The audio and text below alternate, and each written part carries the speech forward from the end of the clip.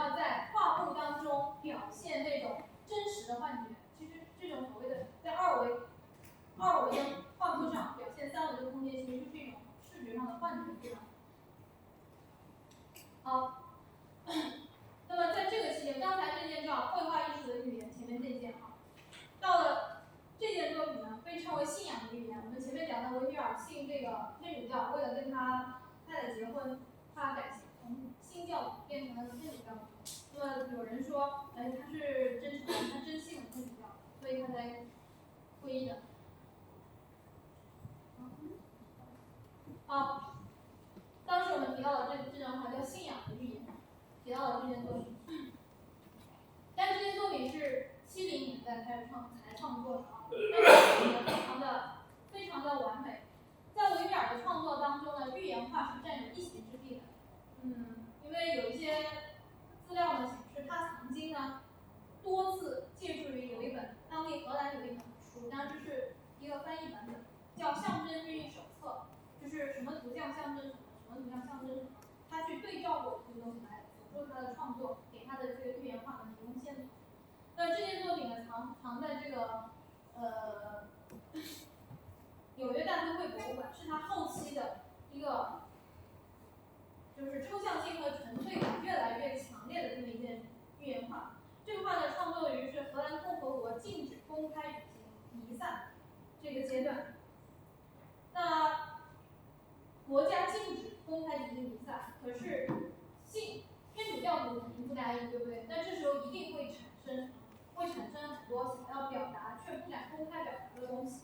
他呢，维米尔就借助这个复杂的寓言这样一种方式来代言，来表达自己的心声，其实他表达的是一种天主教会的胜利。这个女子本身呢，就象征着天主教会本身，她这个脚踩在一个什么地球仪上面，然后呢，这下面有一个邪恶的毒蛇，这里还有血，这是教会的奠基石。这个奠基石呢，把这个蛇给压碎了啊。那么，它其实这一切的象征都表达了什么？表达就是天主教终将会胜利。确实，如果从这件作品本身来看呢，他对天主教的信仰可能是挺虔诚的。当然，更大的可能性是这张作品画的这么完整，这么复杂，也这么成功的，很可能是当时是一个天主教的很有钱的人给了他一个大订单，是付款付的比较多，这样子。好，我们来看他后期另一件作品《弹吉他的女孩》。这件作品呢，和刚刚那个信仰的预言呢，同样都传达出了维米尔晚期最后几年的这种抽象感。你可以看到他对人物的表现，他脸部的这种明暗对比比较强烈，服装也是的，他已经摆脱那种对细腻的细节的这种追求。这张作品的构图呢，也让人产生了疑惑，就是说他的手臂不完整，这种情况在他过往的作品里面比较少见。轮廓的处理也非常的洗练。